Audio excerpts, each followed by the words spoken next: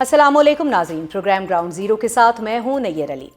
سال 2025 کا آخری سورج غروب ہو چکا ہے اور نئے سال 2026 کا سورج ایک نئی امید کے ساتھ طلوع ہونے کو ہے۔ اپنے گزشتہ روز کے پروگرام کے تسلسل میں ہم آج سال کے اس آخری دن 2025 کا ایک تفصیلی سیاسی تجزیہ کریں گے کہ آخر ایک اور سال کیوں سیاسی تقسیم کی نظر ہو گیا، الزامات کی سیاست مفاہمت پر حاوی کیوں رہی، پارلیمنٹ سے ایک اور اہم ترین ترمیم منظور ہونے کے باوجود اس قانون سازی پر سوال کیوں اٹھا، سال کے جاتے جاتے حکومت اپوزیشن مذاکرات کے اٹھنے والی آوازیں اتنی کمزور کیوں ہیں، اور اب نئے سال میں کیا سیاسی منظرنامہ بدلے گا یا پھر سٹیٹس کو ہی چلے گا۔ یہ سب چبھتے ہوئے سوال جو سال 2025 اپنے پیچھے ہے، ان کے جواب اگرچہ آسان نہیں ہیں، مگر اسی درپیش چیلنج کو مد نظر رکھتے ہوئے ہم نے آج ایک ایسی قداور صحافتی شخصیت کو پروگرام میں دعوت دی ہے کہ جن کی خبر اور تجزیہ دونوں ہی بہت معتبر مانے جاتے ہیں۔ ہمارے ساتھ موجود ہیں سینئر تجزیہ کار اور کالم نویس سہیل وڑائی صاحب۔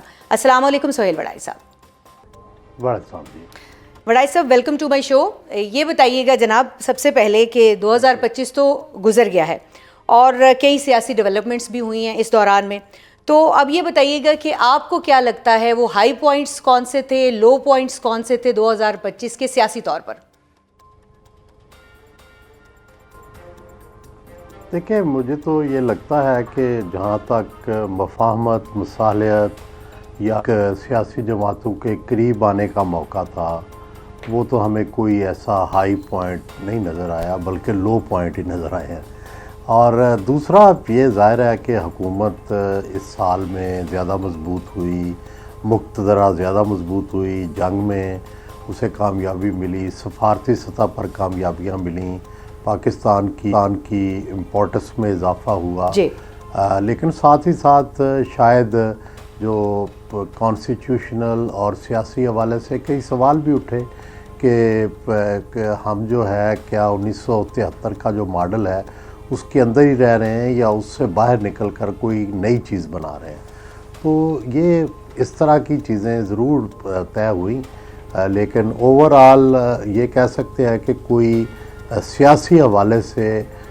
کوئی تبدیلی نہیں سوچ میں آئی، نہ تحریک انصاف کی سوچ میں، نہ مقتدرہ اور حکومت کی سوچ میں۔ اور دوسری طرف ظاہر ہے پہلے سے حکومت کو اسٹرینگتھ ملی ہے جنگ کی وجہ سے بھی اور دوسرا سفارتی وجہ سے بھی، تو یہ دو نقطہ ہے نظر ہے۔ اچھا وڑائی صاحب، آپ نے خود کہا کہ جو ہے وہ ہائی پوائنٹس تو کچھ ہمارے آئے ہیں، لیکن کوئی بڑی سیاسی جو ہے وہ ڈیولپمنٹ ہم نے نہیں دیکھی، تو آپ کو کیا لگتا ہے کہ خان صاحب نے ایک اور سال جو ہے وہ جیل میں گزار دیا ہے، تو اس کی ذمہ دار کیا پی ٹی آئی ہے، یا اسٹیبلشمنٹ کے ساتھ تعلقات بہتر نہ ہونا ہے، یا حکومت کا کچھ سخت رویہ ہے؟ کس کو آپ ذمہ دار سمجھتے ہیں؟ دیکھیں، حکومت سے تو آپ یہ توقع نہ کریں نا کہ وہ اپنی سیٹ ہے تو عمران خان کو اس سیٹ پر بٹھا دے، تو یہ تو عمران خان کو کوشش کرنی ہے۔ تیسری بات یہ ہے کہ عمران خان کی اسٹریٹجی یا ان کے لوگوں کی اسٹریٹجی یا ان کے ڈائی ہارڈ لوگوں کی اسٹریٹجی تو یہ ہے کہ مقتدرہ کی موجودہ سیٹ اپ کو بھی گرانا اور حکومت کو بھی گرانا، تو وہ ایک ہی بال میں دو وکٹیں گرانا چاہتے ہیں۔ تو اس لیے انہوں نے ابھی تک نہ کوئی حکومت سے سنجیدہ مذاکرات کیے اور نہ مقتدرہ سے، اور وہ دونوں یہ کہتے ہیں کہ مقتدرہ یہ کہتی ہے کہ حکومت سے آپ نے مذاکرات کرنے ہیں تو کریں، اور پی ٹی آئی کہتی ہے کہ ہمیں ان سے ملے گا کیا، یہ تو ہے ہی ڈمی، ہم تو ان سے مذاکرات ہی نہیں کرتے۔ تو یہ ایک ڈیڈ لاک کا شکار ہے جس میں کوئی پیش رفت نہیں ہو رہی۔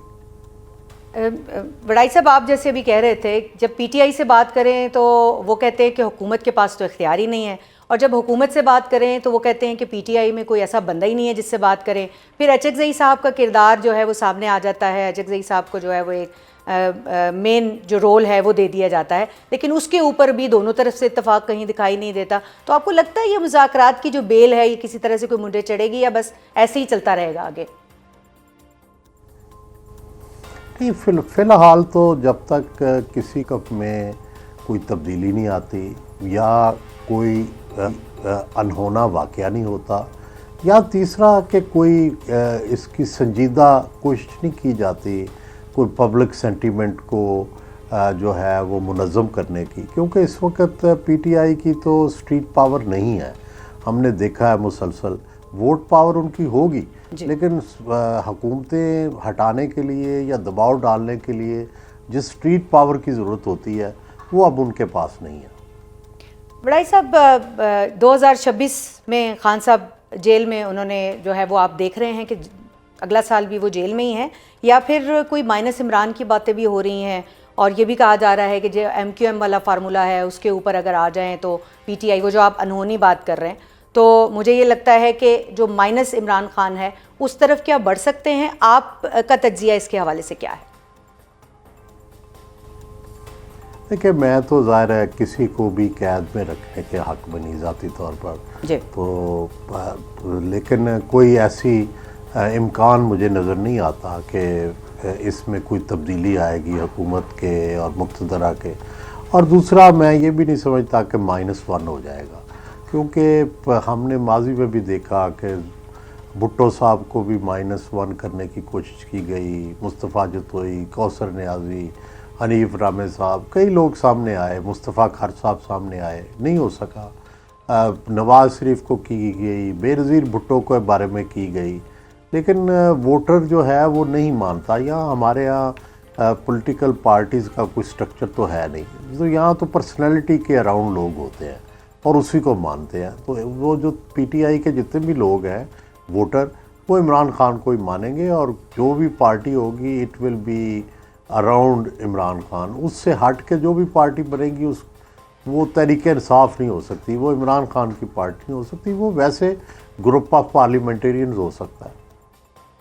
یعنی آپ یہ دیکھ رہے ہیں کہ اگر خان صاحب نکل جاتے ہیں تحریک انصاف میں سے تو اس کے بعد جو ہے وہ کوئی تحریک انصاف کا ذاتی جو ہے وہ وجود نہیں رہے گا، ذاتی وجود صرف خان صاحب کے ساتھ ہی. تو یہ بھی بتائیے گا بڑائی صاحب کہ مذاکرات جو ہے وہ آگے کس طرح سے آپ کو بڑھتے ہوئے دکھائی دے رہی ہیں؟ اس کے لیے کیا مسائل ہیں جو آپ کے خیال میں دور ہونے چاہیے؟ ایک تو یہ کہ دونوں طرف جو ہے وہ اس وقت جو لینگویج یوز کی جا رہی ہے وہ بھی ایک بڑی وجہ ہے کہ سیاسی طور پہ جو ایک پارلیمانی زبان ہے وہ استعمال نہیں کی جا رہی، کہیں سے سیاسی خانہ بدوش کی آواز آتی ہے، کہیں سے جنگلی کی آواز آ رہی ہے. تو ایسے میں کیسے بات آگے بڑھ سکتی ہے؟ بالکل صحیح بات ہے، لیکن ظاہر ہے کہ کامن سینس اور جو جس کو کہتے ہیں کوئی سیاسی دانش، وہ تو بروئے کار نہیں ہے. ایک ایک سٹیپ پیچھے ہٹنا پڑتا ہے. جب بھی آپ کی کوئی صلح کرنا پڑتا ہے تو آپ اپنے اپنے سٹانس سے پیچھے ہٹتے ہیں. تحریک انصاف کے جو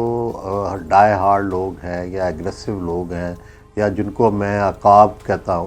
تو یہ عقاب جو ہیں ان کو یہ سوٹ کرتا ہے کہ ایک ہارڈ سٹانس جو ہے وہ لیا جائے، اور تاکہ ایک تو یہ ہے کہ وہ جو اوورسیز ہیں ان کو گرمایا جائے اور پاکستانیوں کو بھی گرما کے رکھا جائے. لیکن ظاہر ہے اس سٹانس سے کچھ ملا نہیں ہے. کوئی انقلاب آ جاتا یا آ جائے اس کا نہیں مجھے پتا، لیکن اس کا کاؤنٹر جو ہے وہ نقصان ہوا ہے بہت زیادہ، اور یہ باہر بیٹھے ہوئے جو لوگ ہیں وہ یہ کر رہے ہیں. اور دوسری طرف جو یہاں پہ لوگ صلح صفائی والے، جن کو فاختہ کہتے ہیں، جو سمجھتے تھے کہ کوئی راستہ نکل سکتا ہے، وہ آہستہ آہستہ پیچھے ہٹتے جا رہے ہیں اور ان کے لیے سپیس نہیں رہی. گنڈا پور کا پیچھے ہٹنا بھی اسی سلسلے کی کڑی ہے. اور بیرسٹر گوہر اور جو اسد کیسر صاحب اور جو دوسرے لوگ ہیں، وہ بھی مجھے لگتا ہے کہ وہ جو اوورسیز پروپیگنڈسٹ ہیں اور جو یوٹیوبر ہیں، انہوں نے ان کو بے اثر کر کے رکھ دیا. اور اس وقت سارا کچھ پی ٹی آئی کا اگر کوئی لیڈرشپ ہے تو وہ وزیر اعلیٰ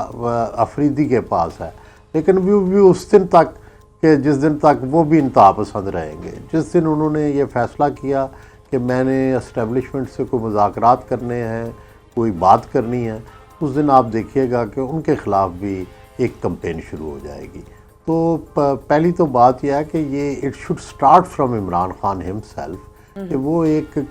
پہلے کوئی کمیٹی بنائیں اور ان کو سنجیدہ فکر اور پھر ان کو کانفیڈنس بھی دیں. اب دیکھیے گا کہ جس دن محمود خان اچکزئی نے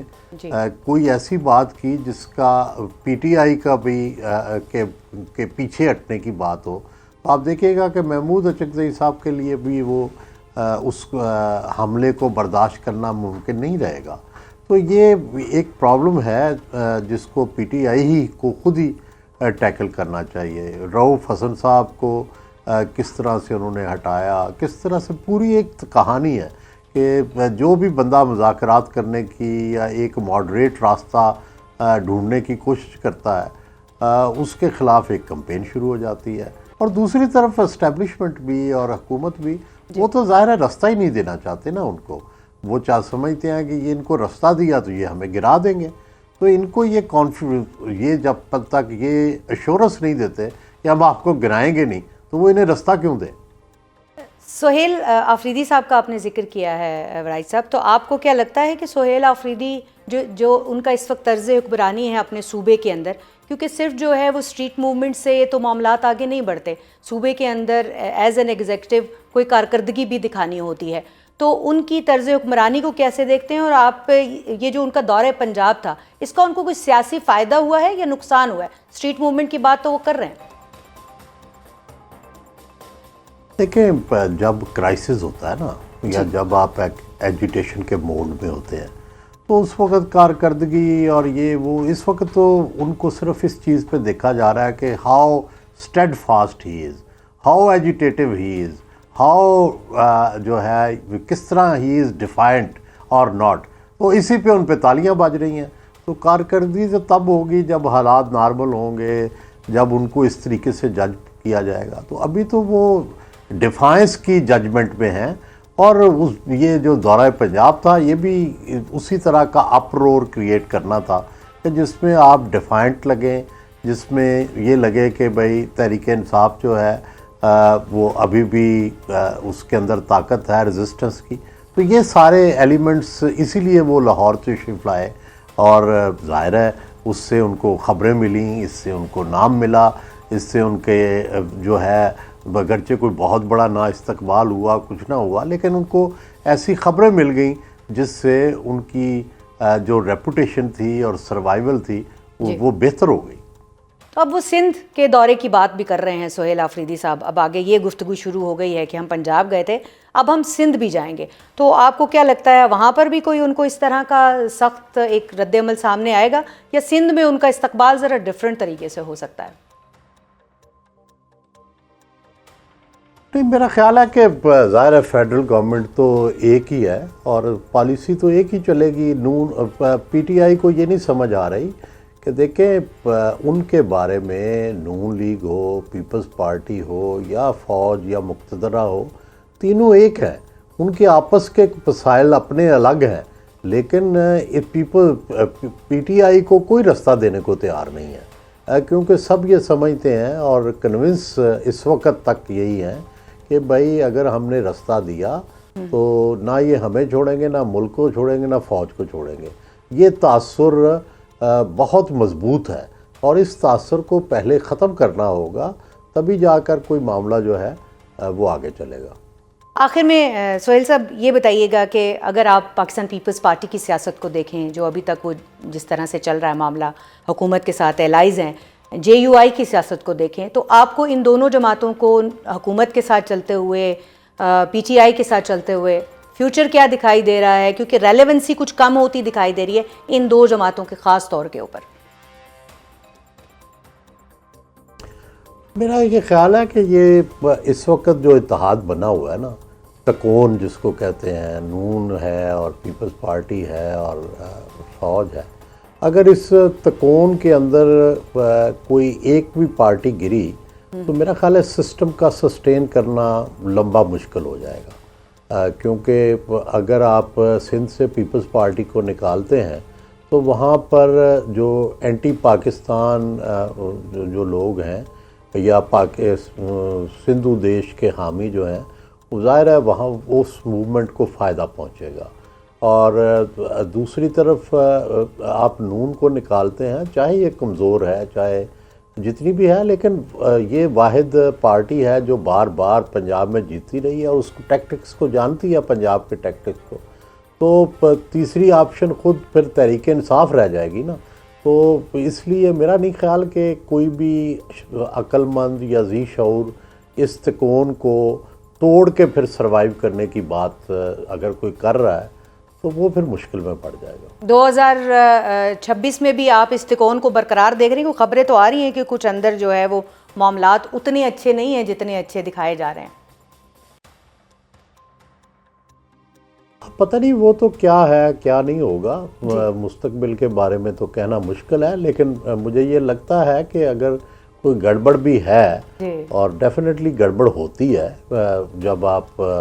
3 مختلف چیزوں کو جوڑنے کی کوشش کرتے ہیں تو گڑبڑ تو ہوگی، لیکن اس کو اگر سیٹل نہ کیا گیا، اس کی بجائے لڑائی ہو گئی، تو پھر میں دیکھتا ہوں کہ پھر یہ سسٹم کی سسٹینیبلٹی شاید تھوڑی دیر تو ہو جائے،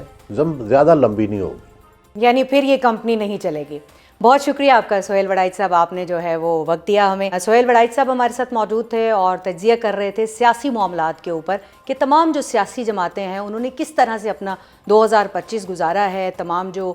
چیلنجز تھے ان کا سامنا کیا ہے، اور کچھ چیلنجز اب 2026 میں ان کے سامنے ہوں گے۔ ایک ٹرائی اینگل ہے حکومت کا، پاکستان پیپلز پارٹی کا اور اسٹیبلشمنٹ کا، اور وہ ٹرائی اینگل جب تک جو ہے وہ آپس میں جوائنٹ رہے گا تب تک معاملات ٹھیک رہیں گے، وڑائچ صاحب کا خیال ہے، ورنہ ادروائز جو ہے وہ کمپنی کا چلنا جو ہے وہ تھوڑا مشکل ان کو دکھائی دے رہا ہے۔ اور اب ذکر ہوگا سال 2025 میں پاکستان کو ملنے والی اہم سفارتی کامیابیوں کا کہ جو کہ اس کے حصے میں آئی ہیں۔ آج سال کے آخری دن پاک بھارت کشیدہ تعلقات کے تناظر میں ایک اہم ترین پیش رفت سامنے آئی ہے اور ڈھاکہ میں اسپیکر قومی اسمبلی ایاز صادق اور بھارتی وزیر خارجہ جے شنکر کے درمیان مصافحہ اور مختصر ملاقات ہوئی ہے۔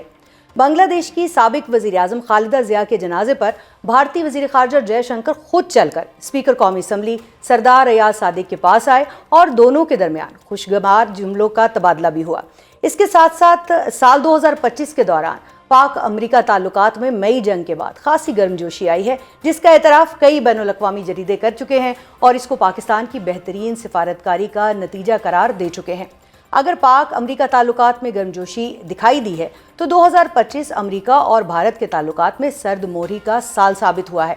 جس کی وجہ وزیر اعظم مودی کی پالیسیز بتائی جا رہی ہیں۔ ایک طرف اگر پاک امریکہ تعلقات بہتر ہوئے تو دوسری جانب 2025 میں پاک افغان تعلقات میں باقاعدہ تناؤ اور کشیدگی آئی ہے، جو کہ نئے سال کے آغاز پر بھی برقرار ہے، اور افغان طالبان رجیم دہشت گرد تنظیموں کی اپنی سرزمین پر موجودگی کے حوالے سے کوئی خاطر خواہ پیش رفت نہیں کر پائی ہے۔ سال 2025 کے لیے سفارتی محاذ پر کتنا کامیاب کہا جا سکتا ہے، اور 2026 میں اس حوالے سے کیا امیدیں اور کیا توقعات لے کر یہ سال آ رہا ہے، اس پر گفتگو کرنے کے لیے ہمارے ساتھ موجود ہیں امریکہ میں پاکستان کے سابق سفیر سردار مسعود خان صاحب۔ السلام علیکم سردار صاحب۔ وعلیکم السلام۔ سردار صاحب، آپ آزاد کشمیر پر حکومت بھی کر چکے ہیں، سابق صدر رہ چکے ہیں، آپ سے تھوڑا سا ہٹ کے گفتگو اس لیے ہو جاتی ہے کہ آپ کو بھارت کی ایک جو جیوگرافی ہے اس کا بھی پتہ ہے، تو یہ بتائیے گا کہ یہ جو آج ایک بڑی اہم ملاقات ہوئی ہے اور ہم نے دیکھا کہ سردار ایاز صادق اور بھارتی وزیر خارجہ جے شنکر کے درمیان میں جو رسمی ہی سے ہی ملاقات ہوئی، مصافحہ ہوا، خود چل کر وہ آئے، تو آپ اس کو کیسے دیکھتے ہیں؟ کیونکہ جو مودی کے انڈیا میں سفارتی آداب کا تصور تو خال خالی ہے، تو کیا یہ کوئی سفارتی آداب تھے یا بس یوں ہی؟ ایک تو بہت بہت شکریہ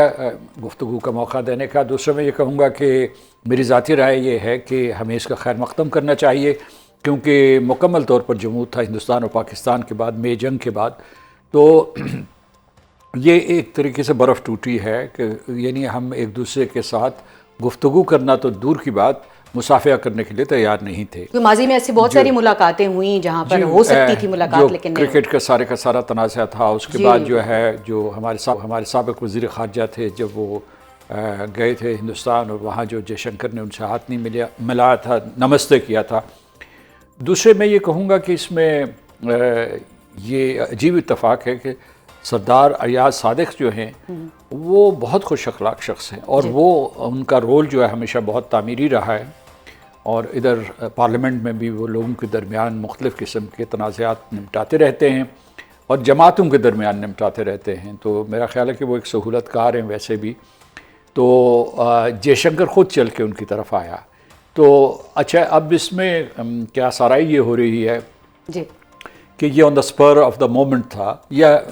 کچھ قوتوں نے اس کی حوصلہ افزائی کی ہے کہ آپ اس جمود کو توڑیں، اور اس میں سمجھتا ہوں کہ امریکہ بڑے عرصے سے پاکستان اور ہندوستان کی حوصلہ افزائی کر رہا تھا، خاص طور سے مئی جنگ کے بعد جب صدر ٹرمپ نے کہا تھا کہ کشمیر کا مسئلہ اور دوسرے مسائل جو ہے کہیں بیٹھ کے حل کرو. بھارت کو بھی ادراک ہونا شروع ہو گیا شاید پاکستان کی برتری کا جو گفت و شنید کے لیے. جی بالکل درست آپ نے کہا کہ جب کہ مئی جنگ کے بعد جی بھارت تنہا ہوتا چلا گیا, پاکستان ساری دنیا سے جڑتا چلا گیا, خلیجی ریاستیں ہوں, واشنگٹن ہو, بیجنگ ہو, روس ہو, بالکل وسطی ایشیا ہو, جہاں جائیں پاکستان کی آبھگت ہو رہی تھی. اور صدر ٹرمپ جو ہیں وہ تو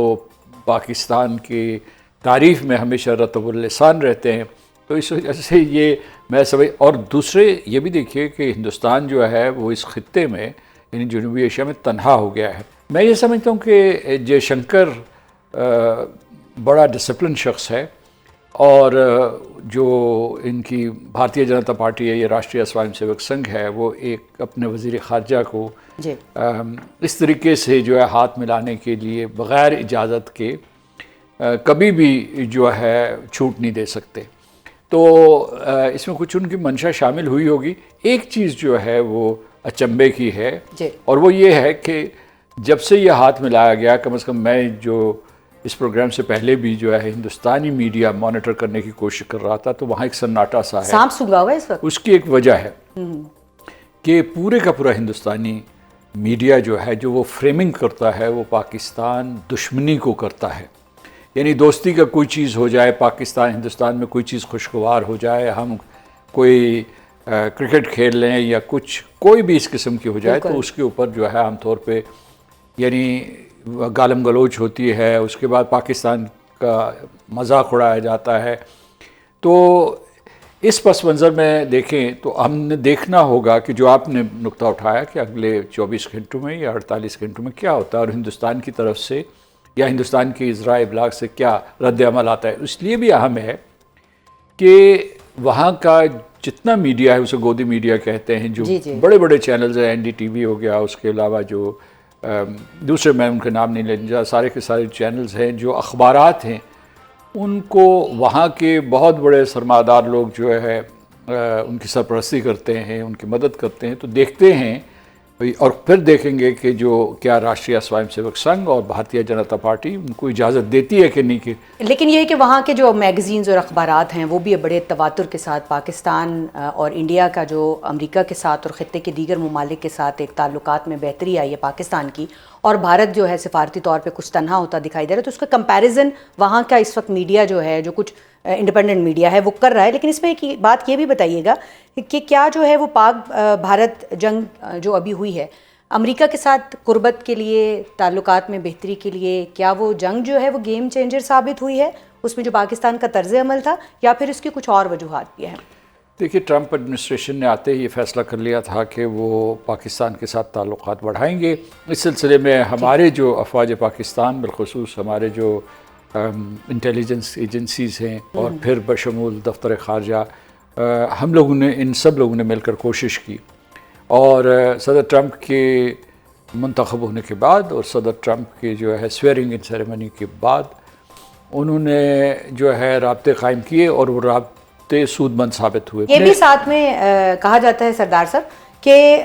امریکہ تعلقات میں جو گرمجوشی ہے کسی بھی ملک کے ساتھ, اس کی قیمت پوری وصول کرتا ہے, فری لنچز نہیں ہوتے وہاں پر. تو یہ کوئی غیر مشروط گرمجوشی جو ہے وہ نہیں ہوتی ہے, لکھا جا رہا ہے مختلف جو بڑے آؤٹ لیٹس ہیں, اخبارات ہیں, اور مختلف جو جگہ ہیں وہاں پہ یہ سوال اٹھایا جا رہا ہے. تو کیا واقعی ایسا ہے کہ پاکستان کو بھی قیمت ادا کرنی ہوگی اس کی؟ دیکھیے, ہم بھی غیر مشروط طور پر امریکہ کے ساتھ تعلقات نہیں بڑھاتے ہیں, یا چین کے ساتھ نہیں بڑھاتے ہیں, یا خلیجی ریاستوں کے ساتھ نہیں بڑھاتے ہیں. ہمارا مفاد وابستہ ہوتا ہے. بالکل ٹھیک کہہ رہے ہیں. تو یہ نہیں کہ ہم سجدہ ریز ہو جاتے ہیں اور وہ جو حکم دیں گے وہ بجا لائیں گے. اس میں ہمیں مشترکہ مفاد ڈھونڈنا ہوگا, اور اس میں یہ بھی خاص طور پہ معاشی مفاد, جو معاشی مفاد, اور جو کرٹیکل منرلز ہیں, اس کے بعد جو ہے ہمارا جو انرجی, بالخصوص رینیویبلز جو ہیں, اگر تیل تلاش کرنے میں وہ ہماری مدد کرتے ہیں تو ہم بہت خوش ہوں گے, اور اس کے بعد تعلقات مضبوط ہوں گے. تو یہ جو ہے اس وقت جو پاکستان کی پالیسی ہے, امریکہ کی پالیسی یہ ہے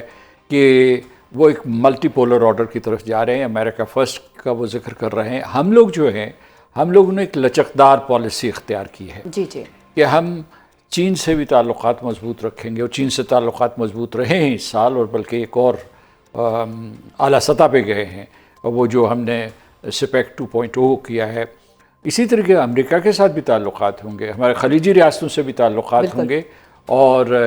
جنوب مشرقی ایشیا سے جو ہے ان سے بھی تعلقات ہم ابھی اسحاق ڈار صاحب نے، جو ہمارے وزیر خارجہ بھی ہیں، انہوں نے جو بھی اپنی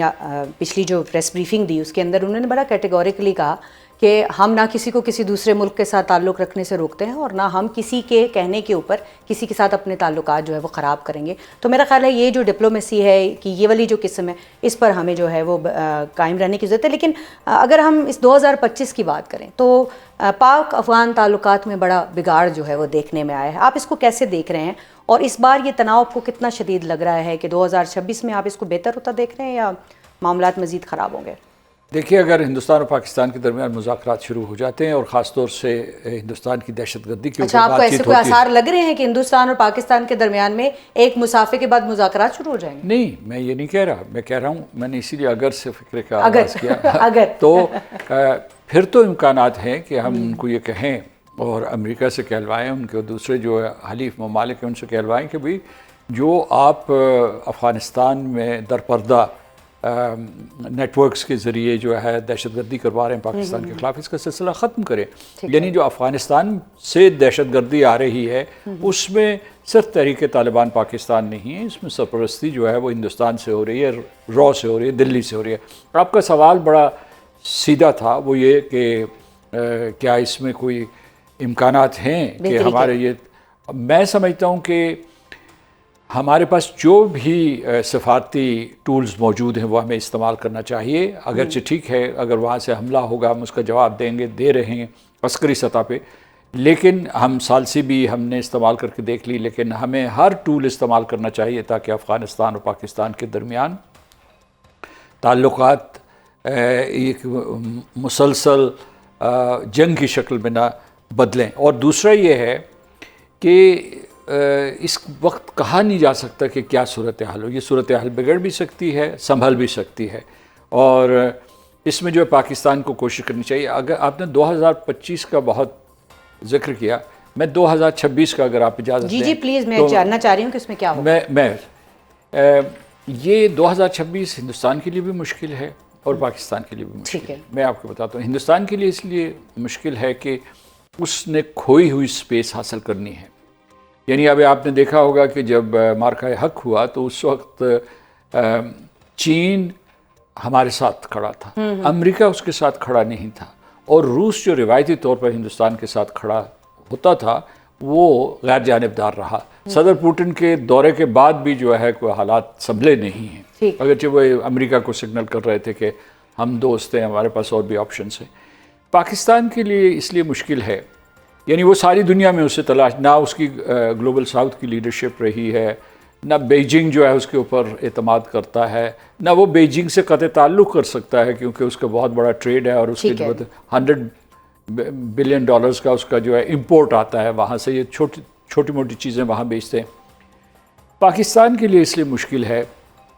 کہ ہم جس اعلیٰ سطح پہ پہنچ گئے ہیں، بالکل اس کو مینٹین بھی کرنا پڑے گا۔ ہاں جی، اس کو برقرار رکھ سکتے ہیں، نہیں رکھ سکتے۔ اس کے بعد یہ ہے کہ کیا ہم ان مواقع کو ضائع تو نہیں کر دیں گے۔ ایک سٹیپ آگے جا کے کیا صدر ڈونلڈ ٹرمپ جو ہے وہ پاکستان کا وزٹ کر سکتے ہیں 2026 میں؟ کوئی آثار اس کے لگ رہے ہیں؟ جی، ہمیشہ سے ہماری کوشش رہی ہے، اٹس ہائی ٹائم کہ امریکی صدر جو ہے وہ پاکستان کا 2026 میں دورہ کریں۔ بہت شکریہ سردار صاحب۔ سردار صاحب تو بڑے ہوپ فل دکھائی دے رہے ہیں کہ یہ ہائی ٹائم ہے کہ ڈونلڈ ٹرمپ کو جو ہے وہ پاکستان کا دورہ کرنا چاہیے، اور مشکلات کا بھی بتایا کہ جو پاکستان کے لیے آگے آ سکتی ہیں اور بھارت اور افغانستان کے حوالے سے، تو یقیناً آنے والے دنوں میں اس حوالے سے مزید جو پیش رفت سامنے آتی رہے گی ہم آپ کے سامنے رکھتے رہیں گے۔ اور اب جاتے جاتے بات ہوگی سال 2025 کے معاشی منظرنامے کی، کہ جس کے حوالے سے حکومت بلند و بانگ دعوے کر رہی ہے۔ آج بھی وزیر خزانہ محمد اورنگزیب نے 2025 کو معاشی کامیابیوں کا سال قرار دیا ہے، اور نئے سال میں مزید کامیابیوں کا دعویٰ بھی کیا ہے۔ کیا واقعی یہ سال معاشی فرنٹ پر پاکستان کے لیے خاصا کامیاب ثابت ہوا ہے،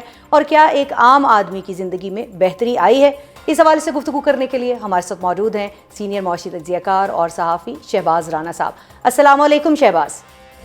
جی وعلیکم السلام۔ شہباز، آپ کا سال 2025 میں حکومت کی جو معاشی کارکردگی ہے اس پر کیا تبصرہ ہے؟ کیونکہ دعوے تو بہت ہو رہے ہیں لیکن دعووں کے برعکس صورتحال جو گراؤنڈ ریالٹیز ہیں وہ بتائیے ہمیں۔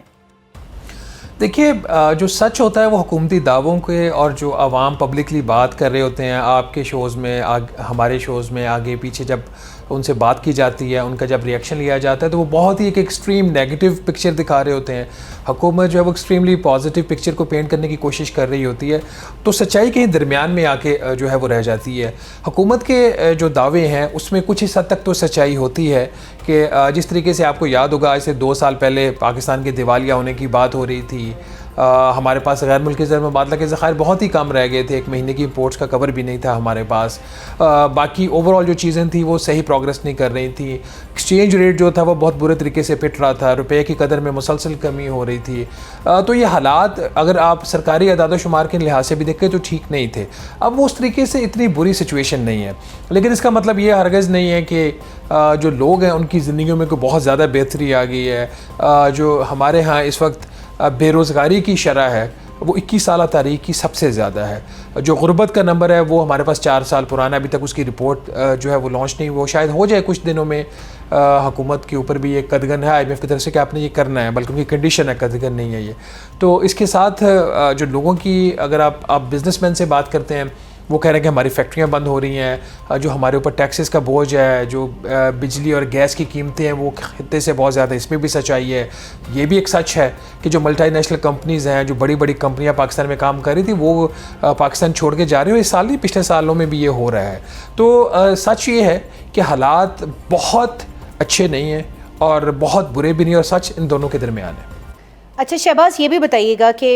2026 کی اگر بات کی جائے تو معاشی نمو کا ٹارگٹ 3.1% رکھا گیا تھا، اور مہنگائی کی شرح جو ہے وہ سنگل ڈیجٹ میں رہنے کے حوالے سے جو ہے وہ پیش گوئی کی گئی تھی۔ کیا یہ دونوں ٹارگٹس اچیو ہوئے ہیں یا ابھی بھی بات کہیں بہت دور ہے؟ دیکھیں، پچھلے سال کا جو مالی سال ختم ہوا ہے جون میں، اس کا تو جو GDP گروتھ کا جو معاشی نمو کا ہدف تھا وہ حاصل نہیں ہوا۔ پچھلے سال کے بھی جو اہداف تھے اس میں حکومت کو اس طریقے سے کامیابی نہیں، ارسپیکٹو مس نیر کہ گروتھ ریٹ کیا ہے، 3% ہے یا 4% ہے، کیا وہ لوگوں کی زندگیوں میں بہتری لا رہا ہے، یہ ایک امپورٹنٹ بات ہوتی ہے۔ اگر ایسی گروتھ ہو رہی ہے جس سے نوکریاں پیدا نہیں ہو رہی ہیں، اگر پیدا ہو رہی ہیں تو ہماری ضروریات سے کم پیدا ہو رہی ہیں، تو لوگ اس گروتھ کو اون نہیں کرتے، اس کو شک کی نظر سے دیکھتے ہیں۔ آپ لوگوں کی زندگیوں کی بات کر رہے ہیں شہباز، تو IMF کا پروگرام تو ہمیں مل گیا ہے، اور یہ کہا جاتا ہے، حکومت نے اس حوالے سے یہ بڑے دعوے بھی کیے کہ IMF کا پروگرام مل گیا، اب یہ ہماری بہت بڑی کامیابی ہے، ہمیں اور قرضہ مل گیا ہے، اور پھر عام آدمی کی زندگی جو ہے وہ اس کے بعد مزید مشکلات میں گر جاتی ہے۔ وقتی طور پہ تو پیسے آ جاتے ہیں لیکن وہ پھر چکانے تو عام آدمی نے ہوتے ہیں۔ تو اس سارے سیناریو کو آپ کیسے دیکھتے ہیں؟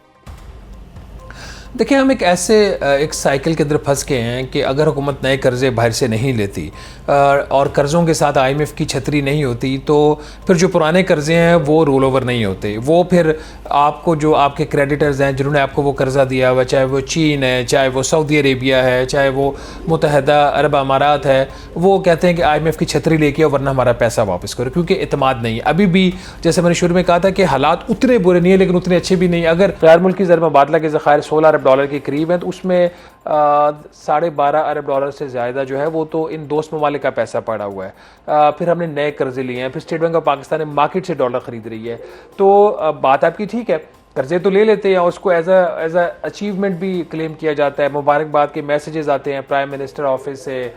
فائنانس منسٹر آفس سے، تو لیکن کیا وہ جو قرضے ہیں وہ اس میں ٹرانسلیٹ ہو رہے ہیں؟ شرطیں تو میرا خیال ہے عام آدمی نے پوری کرنی ہوتی ہیں۔ جی، ابھی تک جو شرطوں کا IMF کے پروگرام کا بوجھ پڑا ہے وہ عام آدمی کے اوپر ہی پڑا ہے۔ ابھی تک کابینہ کا سائز چھوٹا نہیں ہوا، ابھی تک کوئی وزارت نہیں بند کی گئی جس کو جو کہ 18ویں ترمیم کے بعد جو سبجیکٹ صوبوں کے پاس ہیں، تو وہ کوئی اس قسم کی انہوں نے جو وزارت ہے وہ بند نہیں کی۔ تو لیکن جہاں پہ عام لوگ کے اوپر بوجھ پڑتا ہے، پیٹرولیم لیوی کا ریٹ بڑھا دیا، ٹیکسز کے ریٹ بڑھا دیے، باقی اور جگہوں پہ ٹیکسز کا بوجھ بڑھا دیا، گیس کی قیمتوں میں رد و بدل کر دیا، تو جس سے ان شعبوں کے اوپر، ان طبقوں کے اوپر دباؤ پڑتا ہے جہاں سے آگے سے ریزسٹنس نہیں آتی، اور جہاں پہ ریزسٹنس آتی ہے زراعت کے اوپر آپ نے دیکھا انہوں نے انکم ٹیکس لگایا تھا IMF کے کہنے کے اوپر, اس کو پنجاب اور سندھ نے وہ پوسٹ پون کر دیا کہ زراعت تباہ ہو گئی. اگر زراعت تباہ ہوئی تو زراعت کے اندر ترقی کیسے آ گئی, جو حکومت نے خود کل نمبر اپروو کیا ہے. تو کانٹراڈکٹری چیزیں ہیں. اصل جو چیز جو کرنے والی ہے, جو اب IMF کا پروگرام آتا ہے اس کے ساتھ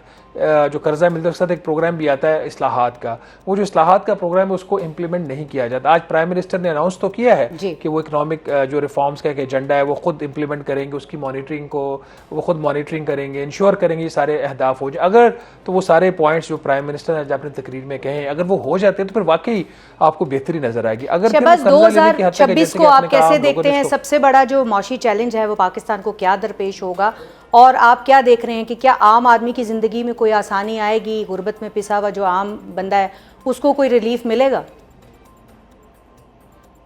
دیکھیے 2026 کے سال میں ہی حکومت کے اپریل میں 2 سال پورے ہو جائیں گے, اور اس میں حکومت کے اوپر یہ دباؤ یہ ہوگا کہ 2 سال آپ نے سختی کر کے دیکھ لی معاشی طور پر, لوگوں کی زندگیوں کو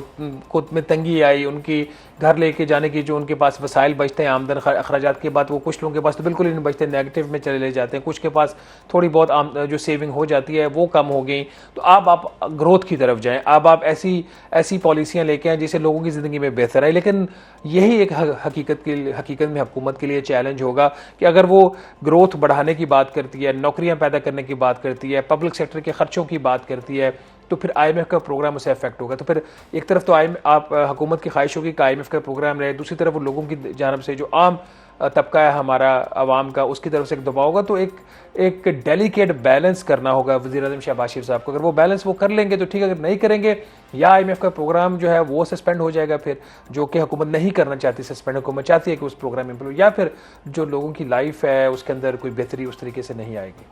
بہت شکریہ شہباز رانا صاحب ہمارے ساتھ موجود تھے. سینئر معاشی تجزیہ کار بھی ہیں, سینئر صحافی بھی ہیں, اور وہ جو ہے وہ کہہ رہے تھے کہ بہت اچھا نہیں ہے لیکن بہت برا بھی نہیں ہے, اور آنے والے دنوں میں جو ہے وہ اگر بہتری کرنی ہے تو حکومت کو ڈیلیور کرنا ہوگا وہ سارے دعوے, وہ سارے وعدے جو وہ ماضی میں کرتی رہی ہے. ناظرین, آج 2025 کا ہمارا یہ آخری پروگرام گراؤنڈ زیرو آپ کے سامنے ہم نے رکھا, اور اس امید کے ساتھ کہ آنے والا سال جو ہے وہ آپ کے لیے نئی امیدوں کا, نئی خوشیوں کا, نئی کامرانیوں کا جو ہے وہ پیغام لے کر آئے. اجازت دیجیے گا, اللہ حافظ.